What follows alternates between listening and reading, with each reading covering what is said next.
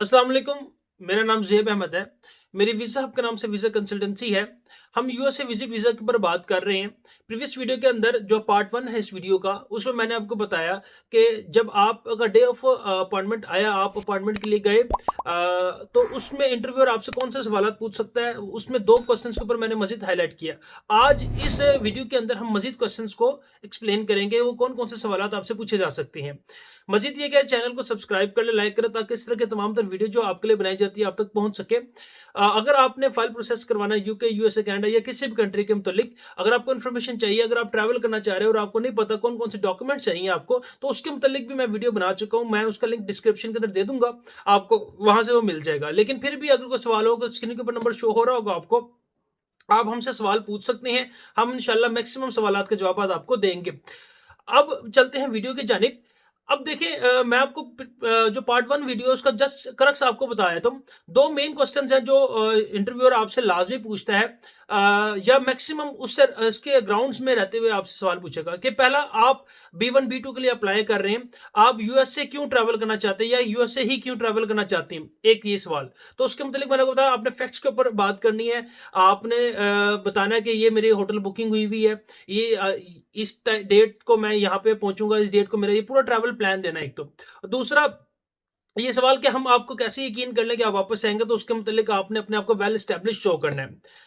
तो अब इस वीडियो के अंदर हम मजीद सवालात जो आपसे पूछे जा सकते हैं वो उसके मुतालिक बात करें। देखिए, 2 मेन क्वेश्चन जो मैंने आपको बता दिए कि यूएसए क्यों ट्रैवल करना चाहते हैं आप, और दूसरा सवाल ये है कि हम आप कैसे यकीन कर ले कि आप वहां से वापस आएंगे।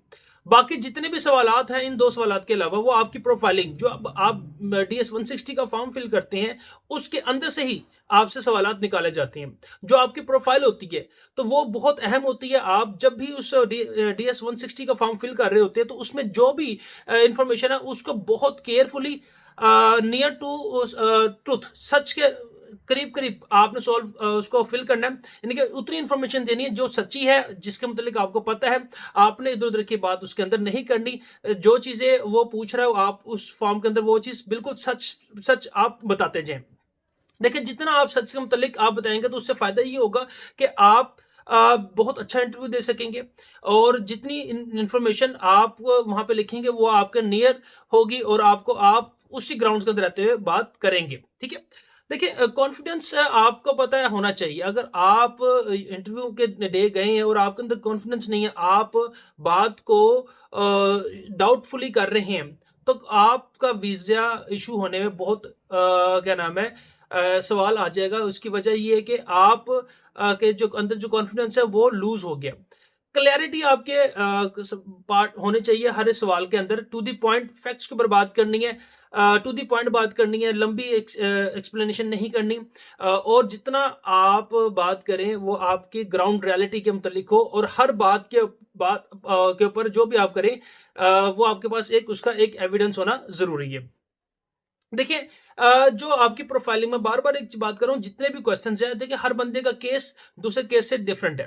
तो आपकी जो प्रोफाइलिंग है, ये सबसे इम्पोर्टेंट फैक्टर्स है कि आपके सवालात वो जो पूछेगा। जो इंटरव्यूअर होता है वहाँ पे, वो आपको साइकोलॉजिकली भी चेक करता है, वो आपको मेंटली भी चेक करता है, हर लिहाज से आपको चेक करता है। वो आप जितना उसके कॉन्फिडेंस में आप रह के बात करेंगे, और नियर टू ट्रुथ अपनी लाइफ के मुतालिक जितना आपने सच बताया होगा, उसमें आपने रहते हुए बात करना है। देखिए, तीसरा कि आपकी जो प्रोफाइलिंग के अंदर आपने अगर आप मैरिड हैं, तो आप यकीनन उसमें बताएँगे कि आपका वो उससे सवाल पूछ सकता है कि आपका स्पाउस क्या करता है? मतलब अगर आपका अगर आप कोई लेडी अप्लाई कर रहे हैं, तो वो पूछेंगे आपके हस्बैंड क्या करते हैं? अगर कोई मेल अप्लाई कर रहा है, तो उससे पूछेंगे कि आपकी बीवी क्या करती है? तो कोशिश ये करें कि आपने उसमें जो सच है वही बताएँ। जिस तरह अमूमन लेडीज़ के केस में होगा उनके हस्बैंड जॉब करते होंगे, तो जॉब आपने ऐसी बतानी है, या जो बिज़नेस करते हैं वो आपने ऐसा बताना जो वेल एस्टेब्लिश्ड हो, जो न्यूली एस्टेब्लिश्ड ना हुआ हो। आपने कोशिश ये करनी है कि आपका जो भी स्पाउस आपका करता है, उसको भी वेल एस्टेब्लिश्ड बताना है। देखिए, ये 2 बातें आप ज़हन में बिठा लें। एक तो आपने अपने आप को रिच शो करना है वहाँ पे, ठीक है? क्योंकि ये जितना भी टूर का काम होता है, विज़िट का काम होता है, ये गरीब लोगों का काम नहीं होता। अपने आप को शो ये करना है कि आप बहुत अमीर हैं, आपके पास अच्छा बैंक बैलेंस मौजूद है, आपके अच्छी इन्वेस्टमेंट्स हैं। आपने जितनी भी बात करनी है, हर बात के पीछे आपके पास डॉक्यूमेंटरी एविडेंस होना लाज़मी है। वो चेक नहीं करते, लेकिन अगर वो माँग ले तो आपके पास फ़ौरन आप करें। मिसाल के तौर पर अगर आप कह दें आप कहें कि मैं यहाँ पे वेल एस्टेब्लिश हूँ, मेरा वेल एस्टेब्लिश बिज़नेस है, मेरे पास फंड्स भी पड़े हुए हैं, मेरे पास इन्वेस्टमेंट्स भी मौजूद हैं। मैंने यहाँ-यहाँ इन्वेस्टमेंट किया हुआ है, जो रियलिटी बेस्ड होना चाहिए। चाहे आपने ना की हो, लेकिन उसको लगना चाहिए कि वाक़ई आपने इन्वेस्टमेंट की है। मिसाल के तौर पर आप कह दें कि मैंने फलाँ कंपनी के शेयर्स खरीदे हुए हैं, यहाँ पे मेरे इतने इन्वेस्टमेंट है, मुझे इतना वहाँ से रिटर्न आता है, मैं यहाँ पे एस्टेब्लिश्ड हूँ, ये मेरे पास उसके डॉक्यूमेंट्स मौजूद हैं, ये देखिए शेयर मौजूद है। मैंने इन्वेस्टमेंट्स की हुई हैं, मेरे पास फंड्स मौजूद है, मेरा बैंक बैलेंस अच्छा है। मेरे पास और बहुत से कंपनीज़ के शेयर मौजूद है और बहुत सी जगह पे इन्वेस्टमेंट में मौजूद है। मेरे पास पर्टिकुलर ये प्रॉपर्टी मौजूद है, मेरे पास यहाँ पे ये मेरा फैक्ट्री है, मेरे पास ये चीज़ है। एक अच्छा मैं बिज़नेसमैन हूँ, मैं अच्छा मैंने अपने आप को एस्टेब्लिश किया हुआ है। और जो अगर आप का स्पाउस है, मेरी वाइफ़ भी मेरे साथ मेरे बिज़नेस में काम करती है, उसकी भी अच्छी वेल एस्टेब्लिश्ड है वो। इस तरह की चीज़ें आपने शो करनी है। दूसरे नंबर पे जो आपने अपनी प्रॉपर्टी के डॉक्यूमेंट्स को भी अपने साथ ले जाना है कि ये मेरी प्रॉपर्टी है, ये मेरे उसके डॉक्यूमेंट्स हैं। मतलब जो बात आपने करनी है, एक तो रियलिटी बेस्ड होनी चाहिए। दूसरे नंबर पर उसके पास जो जितनी बात आप करें, उसके पास उतना आपके पास डॉक्यूमेंट्री एविडेंस भी होना लाज़मी है। वो अगर माँग ले तो आपके पास फ़ौरन मौजूद होना चाहिए, ये चीज़ देखिए। आपका लेकिन ऐसे हवा में कोई बात नहीं करनी, ठीक है?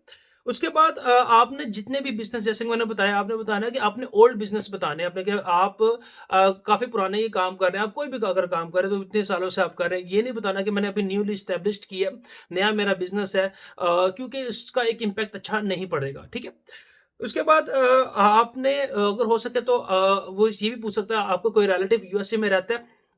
तो आप उससे मुतल्लिक कह सकते हैं हाँ रहता है, लेकिन आपने वो रिलेटिव बताना जो वहाँ पे भी वेल एस्टेब्लिश्ड हो, कार्ड होल्डर हो, ग्रीन कार्ड और काफ़ी अच्छा उसका बिज़नेस सेटअप हो, ठीक है? लेकिन अगर कोई इस तरह का स्ट्रॉन्ग आपका रिलेटिव वहाँ पे मौजूद नहीं है तो आप ना बताएँ, सिंपल कह दें देखिए मेरा ये होटल बुकिंग की हुई है, मैं इस होटल में रहूँगा। लेकिन अगर आपका वेल एस्टेब्लिश्ड रिलेटिव है, वहाँ पे रहता है, तो आप उसको लाज़मी बताएँ और उसको बताएँ कि मैं उसी के पास जाके रहूँगा, फिर आपने होटल बुकिंग नहीं करनी। वजह ये है कि अगर आप वेल एस्टेब्लिश्ड हैं रिलेटिव वहाँ पे तो आप होटल बुकिंग क्यों करेंगे, ठीक है? तो फिर आप उसी के पास जाके रहेंगे ना। तो चाहे आप होटल में रहें ये तो अंदर की बात है लेकिन आपने शो ये करना है, ठीक है? लेकिन अगर आप का क्लोज़ रिलेटिव नहीं है, चाहे वो दूर का है, वेल वेल एस्टेब्लिश्ड है, ठीक है? तो क्लोज़ नहीं है तो फिर आपको बताने की ज़रूरत नहीं है, ठीक है? उसके बाद आपने अपने आप को वेल सेटल्ड शो करना है मैंने आपको बताया। उसके बाद जितना भी आप फॉर्म फिल करेंगे उसमें जितना आप सच से के करीब-करीब अगर आप करेंगे ना, जितना सच आप बताएँगे फ़ॉर्म में, उतना आपके लिए बेस्ट होगा, ठीक है?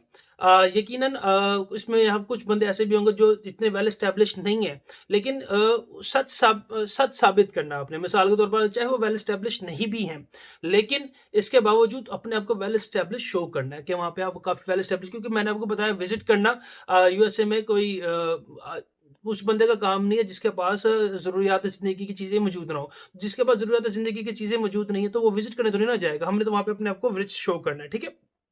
उसके बाद यही चीज़ें प्रोफाइलिंग जो आपकी होगी आपकी इन्वेस्टमेंट से मुतल्लिक वो सवालात पूछ सकता है, जो आपने प्रोफाइल के अंदर शो किया होगा। आपने स्पाउस क्या करता है, आपके रिलेटिव्स जो वहाँ पे यूएसए में मौजूद हैं, उसके मुतल्लिक क्वेश्चन्स आपसे पूछ सकता है और बाकी जो मैंने आपको बताया। यानी कि सारी बातों का अगर मैं क्रक्स करूँ, तो वो ये होगा कि आपका कॉन्फिडेंस आपका एक की ऑफ सक्सेस है, पहले नंबर पे। दूसरा क्लैरिटी देनी है, हिचकिचाना नहीं है, हर बात जो भी आप बात करें उसका एविडेंस देना है, देखिए ये चीज़ है, इसकी ये टू द पॉइंट बात करनी है, इधर-उधर की नहीं हाँकनी, स्टे टू द फोकस रहना आपने अपने पॉइंट के ऊपर और 2 से 3 मिनट का इंटरव्यू होता है या मैक्सिमम 4 मिनट का इंटरव्यू होता है, तो उसके अंदर वो जो इंटरव्यूअर है वो आपके साइकोलॉजिकली आपको चेक कर लेता है कितना कॉन्फिडेंस है तो और आपको मिल जाता है, ठीक है? झूठ नहीं बोलना जितना झूठ बोलेंगे तो झूठ आपका पकड़ा जाएगा किसी न किसी तरीके से, ठीक है?